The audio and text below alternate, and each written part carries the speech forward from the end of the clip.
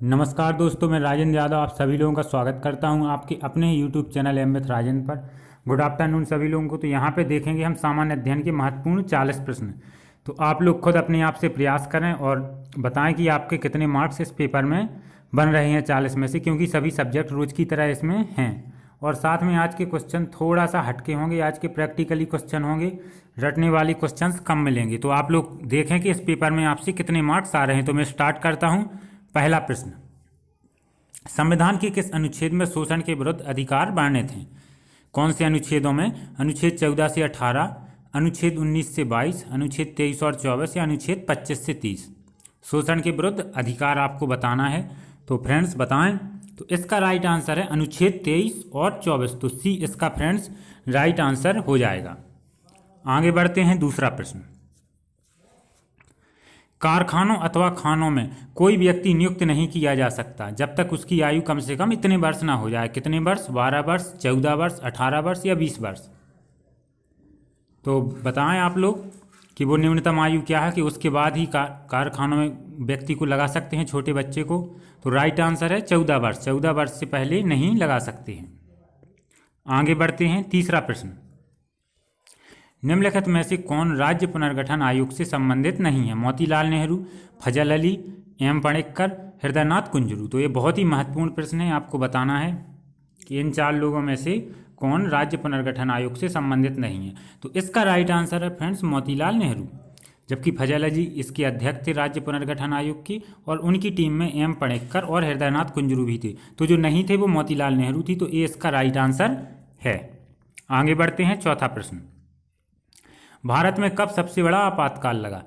ये आपको डेट दी गई है, आपको बताना है कि भारत में सबसे बड़ी इमरजेंसी कब लगी। 1 जनवरी 1970, 25 जून 1975, 21 मार्च 1977 या 3 जुलाई 1978?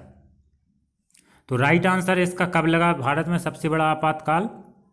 25 जून 1975 को। तो बी इसका राइट आंसर हो जाएगा। जो भारत में आपातकाल लगा था 25 जून 1975 से लेके 21 मार्च 1977 तक चला। लगभग 21 महीने तक भारत में आपातकाल लगा रहा। और उस समय प्रधानमंत्री इंदिरा गांधी थी। और किसने लगाया था? राष्ट्रपति फखरुद्दीन अली अहमद। ये भी कभी कभी प्रश्न आ जाता है कि कौन से राष्ट्रपति थे, किस राष्ट्रपति ने लगाया था? फखरुद्दीन अली अहमद। आगे बढ़ते हैं। 5वां प्रश्न, निम्नलिखित में से भारतीय संविधान के किस अनुच्छेद का उपयोग अभी तक नहीं किया गया है?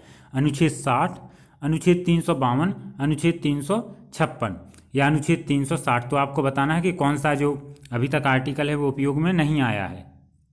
तो इसका राइट आंसर है फ्रेंड्स अनुच्छेद 360। जो वित्तीय आपातकाल है वो अभी तक नहीं लगा है। तो 5वें का आंसर हो जाएगा फ्रेंड्स डी, अनुच्छेद 360। आगे बढ़ते हैं। 6वां प्रश्न, भारतीय संविधान के किस अनुच्छेद के अंतर्गत नियंत्रक एवं महालेखा परीक्षक की नियुक्ति होती है? अनुच्छेद 140, अनुच्छेद 146, अनुच्छेद 148 या अनुच्छेद 180? तो राइट आंसर है इसका सी, अनुच्छेद 148 के अंतर्गत नियंत्रक एवं महालेखा परीक्षक की नियुक्ति होती है। आगे बढ़ते हैं। 7वां प्रश्न, भारतीय संविधान में समवर्ती सूची का प्रावधान है कनाडा से, ब्रिटेन से, ऑस्ट्रेलिया से या रूस से? तो जो समवर्ती सूची का प्रावधान है फ्रेंड्स वो ऑस्ट्रेलिया से किया गया है, ऑस्ट्रेलिया के संविधान से। तो सी इसमें राइट आंसर हो जाएगा 7वें का सी। 8वां प्रश्न, डलहौजी ने ग्रीष्मकालीन राजधानी किससे बनाया? लखनऊ, आगरा, पचमढ़ी या शिमला? तो फ्रेंड्स बताएं। तो इसका राइट आंसर है शिमला। जो डलहौजी ने ग्रीष्मकालीन राजधानी बनाया था वो शिमला को बनाया था। 9वां प्रश्न, सोम प्रकाश समाचार पत्र की शुरुआत किसने की? दयानंद सरस्वती, राजा राम मोहन राय, मुकुंद दास या ईश्वरचंद्र विद्यासागर? तो इसका राइट आंसर है फ्रेंड्स जो सोम प्रकाश समाचार पत्र की शुरुआत की थी वो ईश्वरचंद्र विद्यासागर ने की थी। तो राइट आंसर है इसका डी। 10वां प्रश्न, पहला गोलमेज सम्मेलन कब हुआ? 10 जनवरी 1924, 12 अगस्त 1928, 12 नवंबर 1930 या 18 जुलाई 1931? तो राइट आंसर है जो पहला गोलमेज सम्मेलन है वो 12 नवंबर 1930 को हुआ था। तो सी इसका राइट आंसर हो जाएगा फ्रेंड्स। रेगुलेटिंग एक्ट कब पारित हुआ? 1773, 1775, 1853 या 1858? तो जो रेगुलेटिंग एक्ट था वो फ्रेंड्स 1773 में पारित हुआ था। तो ये इसका राइट आंसर हो जाएगा। 12वां प्रश्न, निम्नलिखित में से किसने 1946 की कैबिनेट मिशन का नेतृत्व किया? Gaitskell, sir John Simon, Pethick Lawrence या विलियम वुड? तो बताएं आप लोग। तो राइट आंसर इसका जो 1946 में कैबिनेट मिशन था उसका नेतृत्व पैथिक लॉरेंस ने किया था। सी इसका राइट आंसर है। 13वां प्रश्न, निम्नलिखित में से कौन सी अमेरिकी पत्रकार दांडी मार्च में महात्मा गांधी के साथ थे? इस तरह के प्रश्न गहराई से पीएससी वगैरह में पूछे जाते हैं बहुत ही। रेजॉन बेल्स, Webb Miller, Luke Wright, Daniel Kreps. और एक महत्वपूर्ण बात यह है कि अगर आप लोगों की बहुत स्ट्रांग नहीं है मैथ इंग्लिश जैसे सब्जेक्ट, आप उसमें नॉर्मल हैं या वीक हैं, तब आपको इस तरह के प्रश्न करने होंगे, नहीं तो आपका सिलेक्शन नहीं होगा। अगर आपके वो सब्जेक्ट कमज़ोर हैं तो आप यहाँ पे बहुत अच्छा स्कोर प्राप्त करके ही जो कठिन प्रश्न आते हैं, रेयर प्रश्न आते हैं, उनको करके ही सिलेक्शन पा सकते हैं। तो फ्रेंड्स इसका राइट आंसर है वेब मिलर। कौन थे? पत्रकार, जो अमेरिकी पत्रकार थे उसमें क्या बोलते हैं दांडी मार्च में, वो थे वेब मिलर। वो बहुत ही कॉमन रेयर क्वेश्चन में से एक है फ्रेंड्स, और उन्होंने इसको बहुत गहराई से लिया था और अमेरिकी संसद में भी इस मुद्दे को उठाया गया था। आगे बढ़ते हैं। 14वां प्रश्न, निम्नलिखित में से किस आंदोलन में अरुणा आसिफ अली ने महिला संगठनकर्ता के रूप में भूमिका निभाई? ये भी एक बहुत ही महत्वपूर्ण प्रश्न है। अरुणा आसिफ अली असहयोग आंदोलन में, स्वदेशी आंदोलन में, सविनय अवज्ञा आंदोलन में या भारत छोड़ो आंदोलन में? तो फ्रेंड्स राइट आंसर है इसका डी, भारत छोड़ो आंदोलन में। भारत छोड़ो आंदोलन में उन्होंने बहुत ही महत्वपूर्ण भूमिका निभाई थी अरुणा आसिफ अली ने 1942 के भारत छोड़ो आंदोलन में। और यहाँ तक कि उन्होंने मुंबई में गोवालिया टैंक में जब भारतीय राष्ट्रीय कांग्रेस का तिरंगा फैलाया था तो बहुत ही प्रसिद्ध हो गई थी, और उन्होंने आज़ादी के लिए बहुत बड़ा योगदान दिया है 1998 में, इसीलिए उन्हें भारत रत्न भी मिला, भारत का जो सर्वोच्च सम्मान है। और इसके साथ साथ उनको 1964 में लेनिन शांति पुरस्कार भी मिला। आगे बढ़ते हैं। 15वां प्रश्न, कैप्टन लक्ष्मी सहगल का संबंध है आज़ाद हिंद फौज से, स्वदेशी आंदोलन से, हिंदू महासभा से या सती प्रथा से? ये भी बहुत ही प्रसिद्ध है कैप्टन लक्ष्मी सहगल। उनका 96 वर्ष की आयु में कानपुर में कुछ ही साल पहले निधन भी हो गया था। तो वो संबंधित थी आज़ाद हिंद फौज से। किससे संबंधित थी? आज़ाद हिंद फौज से संबंधित थी। आज़ाद हिंद फौज में वो रानी लक्ष्मीबाई रेजिमेंट की कमांडर थी। आगे बढ़ते हैं। 16वां प्रश्न, काल कोठरी घटना जिसमें 146 में से 123 लोग एक कोठरी में बंद कर दिए जाने के कारण मर गए थे, कहाँ घटी? मुर्शिदाबाद, चरण पादुका, मुंगेर या कोलकाता? तो फ्रेंड्स बताएं। तो ये काल कोठरी है, ये कहाँ पे है? कोलकाता में। ये घटना कोलकाता में घटी थी। एक छोटा सा कमरा था, 18 फुट लंबा और 14 फुट चौड़ा था, जिसमें उन्होंने 146 लोग बंद कर दिए थे, जिसमें से जब 2-3 दिन बाद देखे तो 123 लोग मर गए थे, 23 लोग ही उसमें से जीवित बचे थे। उनमें एक प्रसिद्ध जीवित व्यक्ति थे हॉलवेल, जो कि गहराई से अगर पूछते हैं तो पूछा जाता है जो इसमें जीवित बचे थे वहाँ के कोई पुलिस ऑफिसर थे हॉलवेल, वो जीवित बचे थे। 17वां प्रश्न, जहांगीर को कहाँ दफनाया गया? आगरा, दिल्ली, लाहौर या रावलपिंडी? तो फ्रेंड्स इसका राइट आंसर है जो जहांगीर को दफनाया गया था वो कहाँ पे? लाहौर में। तो सी इसका फ्रेंड्स राइट आंसर हो जाएगा। आगे बढ़ते हैं। 18वां प्रश्न, मुमताज महल का असली नाम था अर्जुमंद बानो बेगम, लाडली बेगम, मुमताज बेगम या रोशन आरा? तो जो मुमताज महल का असली नाम था वो अर्जुमंद बानो बेगम था। तो ए इसका राइट आंसर फ्रेंड्स हो जाएगा।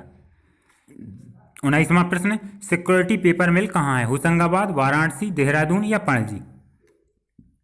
तो जो सिक्योरिटी पेपर मिल है वो होशंगाबाद में है। ए इसका राइट आंसर हो जाएगा। आगे बढ़ते हैं। निम्नलिखित में से कौन शेयर बाजार के कार्य को नियंत्रित करता है? वित्त आयोग, नीति आयोग, सेबी या इनमें से कोई नहीं? तो राइट आंसर है इसका सेबी। कौन करता है जो शेयर बाजार के कार्य को नियंत्रित? सेबी, जिसका फुल फॉर्म होता है the security and exchange board of India. ठीक है, और इसकी स्थापना 1988 में हुई थी। सेबी की स्थापना 1988। 21वां प्रश्न, भारतीय लघु उद्योग विकास बैंक का मुख्यालय कहाँ है? कोलकाता, लखनऊ, पुणे या मुंबई? तो भारतीय लघु उद्योग विकास बैंक का मुख्यालय है वो लखनऊ में है। तो बी इसका राइट आंसर हो जाएगा। आगे बढ़ते हैं। 22वां प्रश्न, भारत की राष्ट्रीय आय अनुमानित होती कौन करता है? योजना आयोग, वित्त मंत्रालय या केंद्रीय सांख्यिकी संगठन द्वारा? तो यहाँ पे आपको बताना है कि कौन राष्ट्रीय आय का अनुमान कौन लगाता है। तो इसका राइट आंसर है फ्रेंड्स केंद्रीय सांख्यिकी संगठन। तो सी इसका राइट आंसर हो जाएगा। आगे बढ़ते हैं। 23वां प्रश्न, दीव एक द्वीप है, कहाँ पर है? गोवा तट पर, गुजरात तट पर, महाराष्ट्र तट पर या केरल तट पर? आपने दमन द्वीप सुना होगा, तो आपको दीव बताना है कि कहाँ है। तो फ्रेंड्स इसका राइट आंसर है जो दीव है वो गुजरात तट पर है, तो भी इसका राइट आंसर हो जाएगा गुजरात तट। आगे बढ़ते हैं 24वां प्रश्न। निम्नलिखित भारतीय नगरों में से कौन सा सबसे अधिक पूर्व की ओर है? तो फ्रेंड्स ये एक बहुत ही अच्छा प्रश्न है, किसके दिमाग कितनी जल्दी क्या कवर कर पाता है, ये रटने वाला प्रश्न बिल्कुल नहीं है। और जो एक बार मैंने इस प्रश्न को देखा है, आईएएस प्री में पूछा गया, यूपी पीएससी में भी पूछा गया, लेकिन मेरा मकसद ये बिल्कुल नहीं है कि ऐसा प्रश्न आएगा ही। लेकिन इस तरह के प्रश्न कॉमन सेंस वाले जरूर पूछे जाते हैं कि दो शहरों का दे देंगे, इनमें कितना टाइम अंतराल है, कितना टाइम अंतराल है, इनके देशांतर में कितना अंतर है। तो इस तरह से प्रश्न आप लोगों को अपने आप से खुद से करने, और अगर ये प्रश्न जिस व्यक्ति से वास्तव में बन जाता है बिना तुक्का के, वो बहुत ही, उसका माइंड बहुत ही शार्प है। तो आपको बताना है निम्नलिखित भारतीय नगरों में से कौन सा सबसे अधिक पूर्व की ओर है। जैसा कि मैं बता रहा हूँ, कठिन एग्जामों में ये प्रश्न आया हुआ है, तो आप लोग बताएं। हैदराबाद, भोपाल, लखनऊ या बेंगलुरु? सबसे पूर्व की तरफ आपको बताना है कौन सा नगर है फ्रेंड्स। तो राइट आंसर है इसका लखनऊ। जो लखनऊ है बारीकी से अंतर है, इसमें कोई ज़्यादा फर्क नहीं है, बहुत ही पास पास है। अगर हम देखें देशांतर की दृष्टि से, पूर्व पश्चिम में हम देखें तो ये पास पास हैं, और उत्तर से दक्षिण की ओर देखें तो इनमें बहुत अधिक दूरी है, लेकिन पूछा गया पूर्व की ओर, तो लखनऊ इसका राइट आंसर है। और अगर हम इनका थोड़ा सा देशांतर के बारे में देखें तो आसानी से पता चल जाएगा। भोपाल है वो 77.41 पूर्वी देशांतर पर है, और बेंगलोर है 77.59 पूर्वी देशांतर पर, मतलब दोनों बिल्कुल पास पास। और अगर हम हैदराबाद देखें तो 78.48 पूर्वी देशांतर, और लखनऊ देखें तो सबसे पूर्वी 80.94 पूर्वी देशांतर। तो लखनऊ इनमें सबसे पूर्वी की तरफ है। और इन जिस तरह से ये क्वेश्चन जिससे भी बनाए तो बिल्कुल भी चिंता करने की जरूरत नहीं है, ऐसे क्वेश्चन बहुत कम पूछे जाते हैं। 25वां प्रश्न। भारत के किस भाग में बैरन ज्वालामुखी द्वीप है? अंडमान द्वीप समूह, निकोबार द्वीप समूह, लक्षद्वीप या इनमें से कोई नहीं? तो फ्रेंड जो बैरन ज्वालामुखी है वो अंडमान द्वीप समूह में है, ये इसका राइट आंसर हो जाएगा। आगे बढ़ते हैं 26वां प्रश्न। कौन सा राज्य उत्तर पूर्वी राज्य की 7 बहनों का भाग नहीं है? मेघालय, पश्चिम बंगाल, त्रिपुरा, अरुणाचल प्रदेश? ये बहुत ही आसान प्रश्न है, आप आसानी से बता सकते हैं। तो जो पश्चिम बंगाल है फ्रेंड्स, वो पूर्वोत्तर की 7 बहनों का भाग नहीं है। आगे बढ़ते हैं 27वां प्रश्न। भारत का एकमात्र शीत मरुस्थल है? लद्दाख, चंबा, लाचेन, थार? ये भी एक आसान प्रश्न है, आपको शीत मरुस्थल बताना है।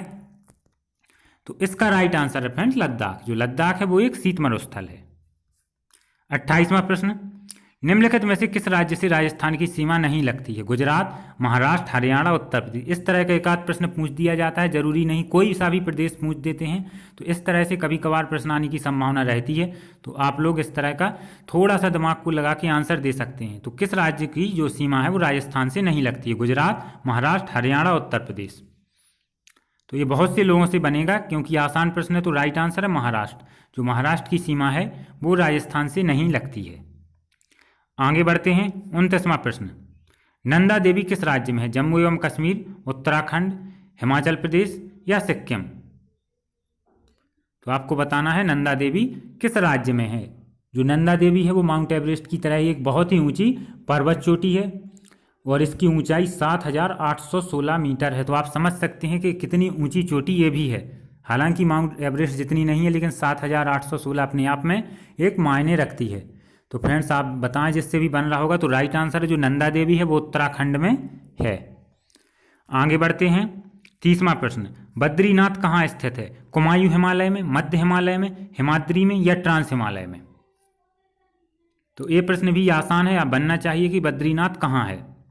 तो जो बद्रीनाथ है वो कुमायूं हिमालय में है, ये इसका राइट आंसर हो जाएगा। मध्य हिमालय और ट्रांस हिमालय काफ़ी ऊपर पहुंच जाते हैं। तो राइट आंसर है कुमायूं हिमालय। 31वां प्रश्न। निम्नलिखित नदियों में से कौन अपने मार्ग में परिवर्तन करने के लिए कुख्यात है? गंगा, कोसी, दामोदर या गोमती? तो राइट आंसर है इसका कोसी। कोसी नदी अपने मार्ग बदलने में प्रसिद्ध कुख्यात है। ठीक है फ्रेंड्स, आगे बढ़ते हैं 32वां प्रश्न। भारत की किस नदी को जैविक मरुस्थल की उपमा दी जाती है? नोयल, दामोदर, दक्षिण की कोयल या मीठी नदी? ये भी एक बहुत अच्छा प्रश्न है। जैविक मरुस्थल किस नदी को कहा जाता है? तो राइट आंसर है फ्रेंड्स इसका जो जैविक मरुस्थल है वो दामोदर नदी को कहा जाता है। 33वां प्रश्न, हाल ही में चर्चित पुस्तक उत्तर प्रदेश की अर्थव्यवस्था किसने लिखी? अतुल चंद्रा, अरविंद नारायण मिश्र, सबा नकवी या योशी दोनों? ये बहुत ही महत्वपूर्ण प्रश्न है उत्तर प्रदेश के करंट अफेयर्स के लिहाज से, तो बहुत ही अच्छा प्रश्न है। तो आप लोग बताएं कि आखिर किसने लिखी? तो उत्तर प्रदेश की अर्थव्यवस्था है वो अतुल चंद्रा, अरविंद नारायण मिश्र दोनों ने लिखी। तो ए और सी इसका राइट आंसर हो जाएगा, अतुल चंद्रा, अरविंद नारायण मिश्र। 34वां प्रश्न, 2011 की जनगणना के अनुसार सबसे कम जनसंख्या घनत्व वाला राज्य गोवा, सिक्किम, मणिपुर या अरुणाचल प्रदेश? तो 2011 की जनगणना के अनुसार सबसे कम जनसंख्या घनत्व है वो अरुणाचल प्रदेश में है, 17 व्यक्ति प्रति वर्ग किलोमीटर। तो डी इसका राइट आंसर हो जाएगा। 35वां प्रश्न, अशोक के शिलालेखों की लिपि है देवनागरी, ब्राह्मी, गुरुमुखी या हायरोग्लाइफिक्स? तो अशोक के शिलालेखों की लिपि है वो ब्राह्मी, बी इसका राइट आंसर हो जाएगा। आगे बढ़ते हैं। 36वां प्रश्न, राष्ट्रमंडल खेलों का प्रथम आयोजन कब हुआ? 1925, 1930, 1935 या 1940? तो राष्ट्रमंडल खेलों का प्रथम आयोजन 1930 में हुआ, बी इसका राइट आंसर हो जाएगा। 37वां प्रश्न, एशियाई खेलों में स्वर्ण पदक जीतने वाली पहली भारतीय महिला कौन थी? कमलजीत संधू, पीटी उषा, मेरी कॉम या सानिया मिर्जा? ये भी बहुत महत्वपूर्ण प्रश्न है। तो एशियाई खेलों में सबसे पहले स्वर्ण पदक किस भारतीय महिला ने जीता? कमलजीत संधू। तो ए इसका राइट आंसर हो जाएगा। कब मनाया जाता है? 14 नवंबर, 2 जून, 8 मई या 12 अगस्त? और फ्रेंड्स, आप लोग वीडियो को ज़्यादा से ज़्यादा लाइक और शेयर जरूर करें और अपने मार्क्स बताएं ईमानदारी से, क्योंकि आज का पेपर कुछ हटके था, क्वेश्चन तो थोड़ी से अलग प्रकार के यहाँ पर रखे गए थे। तो राइट आंसर है इसका 14 नवंबर, डायबिटीज दिवस 14 नवंबर। आखिरी प्रश्न आज का, अंतर्राष्ट्रीय साक्षरता दिवस कब मनाया जाता है? 8 सितंबर, 12 सितंबर, 20 सितंबर या 25 सितंबर? तो जो अंतर्राष्ट्रीय साक्षरता दिवस है वो 8 सितंबर को मनाया जाता है, ये इसका